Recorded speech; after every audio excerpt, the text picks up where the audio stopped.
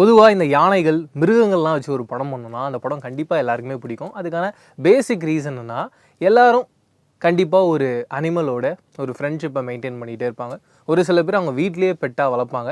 இன்னும் ஒரு சில பேர் இந்த ரோட்டில் போயிட்டு இருக்கும்போது இந்த ஸ்ட்ரீட் டாகு, கேட்ஸு, அதை தாண்டி வீட்டு மொட்டை மாடியில் வர காக்காவாக இருக்கட்டும், குருவியாக இருக்கட்டும், பேரட்டாக இருக்கட்டும், பிஜினாக இருக்கட்டும், எல்லாத்துக்குமே வந்து அவங்களால முடிஞ்ச ஒரு சாப்பாடை வைப்பாங்க, தண்ணி வைப்பாங்க. அப்படி எல்லாருக்குமே அப்படி ஒரு வாழ்க்கை அப்படின்றது ரொம்ப அழகாக ஒன்று இருக்கும்.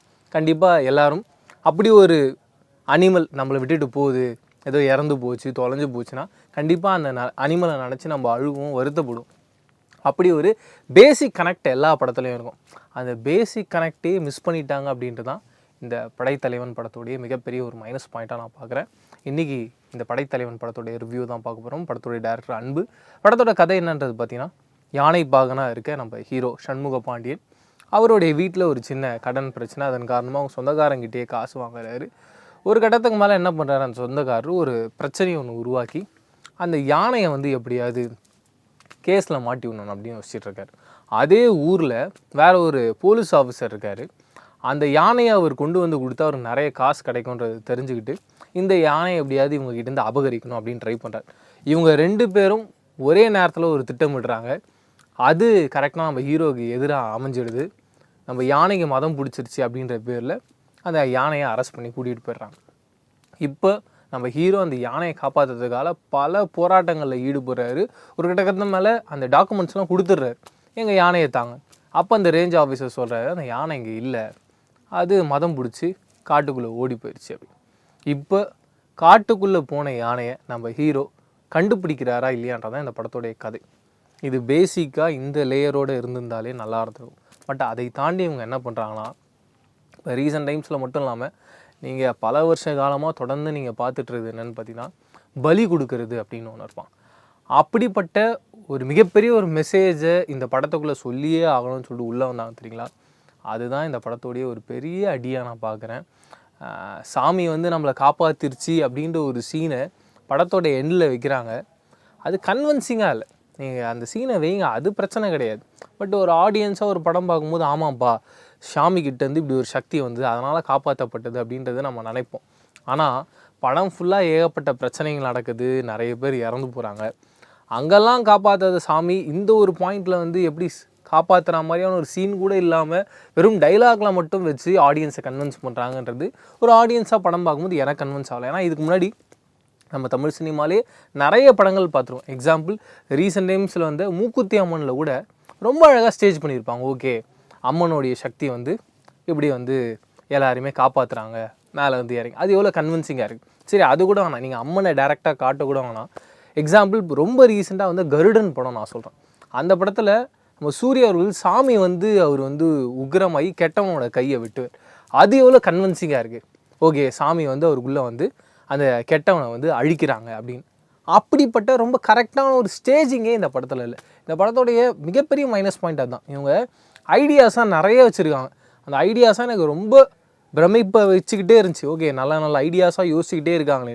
ஆனால் அந்த ஐடியாவை ஒரு ட்ராமாவாக கன்வெர்ட் பண்ணுறாங்க தெரியுங்களா. அந்த இடத்துல பெரிய லெவலில் அவங்க மைனஸாக இருக்காங்க. 2வது பாயிண்ட், அவங்க காஸ்டிங்காக தேர்ந்தெடுத்த ஆட்கள் ரொம்ப கன்வின்சிங்காக இல்லை. ஒரு கட்டத்துக்கு மேலே அவங்களே கதையில் குழம்புறாங்க. ஏன்னா நம்ம ஹீரோ வந்து யானையை தேடுறதுக்காக எங்கே வரணும், காட்டுக்குள்ளே வரணும். ஆனால் அவர் அதை விட்டுட்டு ஊராக ஜாலியாக சுற்றிக்கிட்டு இருக்க மாதிரியான ஒரு சீனை வைக்கிறாங்க. சரி, அதை கூட விட்டுடலாம். நீங்கள் இந்த பழைய ராஜாக்களுடைய இந்த பேலஸ்லாம் இடிஞ்சு போயிருக்கும், இல்லை கோவில்கள்லாம் உடைக்கப்பட்டிருக்கும். அப்படிப்பட்ட இடத்துல போய் ஒரு யானையை தேடுறது அப்படின்றது நீங்கள் யோசிச்சு பாருங்கள். ஒரு குழந்தை காணாமல் போயிடுச்சுன்னா அந்த இடத்துலலாம் போய் தேடலாம், எங்கேயாவது பிச்சை எடுக்க வச்சுருப்பாங்களோ அப்படின்னு கஷ்டப்படலாம். ஆனால் இப்படி ஒரு இடத்துல யானையை தேடலான்ற ஐடியா எப்படி எனக்கு வந்ததுன்னே தெரியல. அந்த இடத்துல ஒரு டைலாக் வேறு, எங்கள் அம்மாவே வந்து சொல்கிறாங்க அப்படின்னு சொல்லிட்டு. சரி, இதெல்லாம் விட ஒரு எக்ஸ்ட்ரீமான ஒரு பாயிண்ட் இந்த படத்தில் என்னென்னா, இந்த படத்தில் ஒரு பாயிண்ட் வைக்கிறாங்க, இந்த மாதிரி மூட நம்பிக்கையோட இப்படி எந்த ஒரு உயிரையுமே பலி கொடுக்காதீங்க அப்படின்னு. அது எவ்வளோ ஸ்ட்ராங்கான பாயிண்ட். கட் பண்ணிங்கன்னா இந்த படத்துலேயே ஒரு சீன் வருது. இவர் அவங்க அப்பா உண்டியில் உடைக்கிறாரு. அங்கேருந்து அவங்க அம்மாவுடைய படம் கீழே விழுந்து உடஞ்சிருச்சு. அப்போ அவங்க அப்பா சொல்கிறார், இது ஏன் வந்து கெட்ட சகுனமாக நினைக்கிறோம், நம்ம நல்ல சகுனமாக நினச்சிப்போம், அம்மாவே நமக்கு அருள் கொடுக்குறாங்க அப்படின்ற மாதிரி நினச்சிக்கலாம் அப்படின்றத சொல்கிறார். நீங்கள் தான் சொல்கிறீங்க மூட நம்பிக்கையாக இருக்காதீங்கன்னு, நீங்களே படத்தில் ஒரு சீன் வைக்கிறீங்க மூட நம்பிக்கை இருக்கா மாதிரி. என்ன லாஜிக்னு எனக்கு சுத்தமாக புரியல. அண்டு ஒரு காட்டு யானை கூட்டமாக வருதுன்னா அதெல்லாம் சாதாரண விஷயம் இல்லை. அந்த காட்டு யானையே ஓவர்டேக் பண்ணிவிட்டு இந்த ஊர் மக்கள் ஓடி போய் அந்த வில்லன் இருக்க ஏரியாவை போய் நிற்கிறது, அங்கே போய் ஒரு ஃபைட் பண்ணுறது அப்படின்லாம் தெரியல. ஏன்னா சண்முக பாண்டியன் அப்படின்றவர் விஜயகாந்த் சாருடைய பையன். அந்த ஒரு காரணத்துக்காக தான் எல்லாருமே படத்துக்குள்ளே வருவாங்க. அதுக்கப்புறம் அந்த கதை எப்படி இருக்குது, அந்த படம் எந்த அளவுக்கு பிடிச்சிருக்கு, அதுக்கப்புறம் ஆடியன்ஸை ரீச் ஆகும்.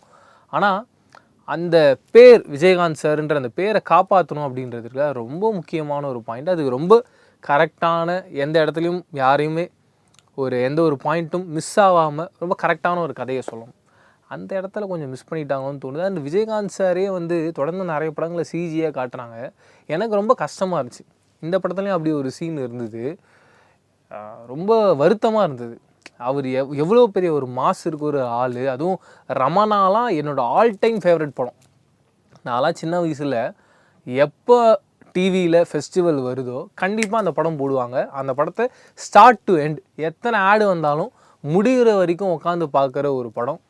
அப்படிப்பட்ட படத்துலேருந்து அவருடைய கேரக்டரை கொண்டு வந்து இந்த படத்தில் ஜாயின் பண்ணி அதையும் எதுவும் யூஸ் இருக்கா மாதிரி பண்ணல. ஏன்னா அவர் ஃபோன் காலில் பேசி அவர் யானை எங்கே இருக்குதுன்னு கண்டுபிடிக்கிறாருன்ற மாதிரி போயிட்டு கடைசியில் யானை இருக்க இடம் இவங்களுக்கு தெரியவே இல்லை, இவங்களா தேடுறாங்க.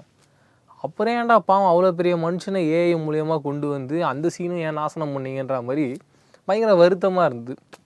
அண்ட் ரீசெண்ட் டைம்ஸில் லப்பர் பந்தில் உங்கள் எல்லாருக்குமே தெரியும், இந்த பொட்டு வச்ச அப்படின்னு சொல்லிட்டு விஜயகாந்த் சாருடைய படத்தில் ஒரு பாட்டு பயங்கர ஹிட் ஆச்சு. அந்த பாட்டை இந்த படத்தில் வச்சு லோகேஷ் கனகராஜோடைய படத்தெல்லாம் இப்படி ஃபைட்டு வரும்போது பழைய பாட்டு ஒன்று பின்னாடி வருது, அப்படி ஒரு ட்ரையலை நம்மளும் பண்ணலான்னு சொல்லி ஒன்று பண்ணியிருந்தாங்க. அதையுமே கரெக்டாக ஸ்டேஜ் பண்ணுறதுக்கு அவங்களுக்கு ஒரு ஐடியா இல்லை. எந்த இடத்துல என்ன லிரிக்ஸ் வரணும், எந்த இடத்துல அந்த சாங் ரொம்ப ஸ்லோ டவுன் ஆகி வெறும் அந்த மியூசிக் மட்டும் கேட்டு அங்கே ஃபைட் சீக்வன்ஸ் மறுபடியும் அந்த லிரிக் கரெக்டாக வர இடத்துல எங்கே அந்த ஹீரோ ஹை பாயிண்ட் ஏற்றணும் அப்படின்ற அந்த ஐடியா எதுவுமே இல்லாமல் முழுக்க முழுக்க ஒரு தவறான ஸ்டேஜிங்கில் பண்ணப்பட்ட ஒரு படமோ அப்படின்னு சொல்லிட்டு வருத்தமாக இருந்தது.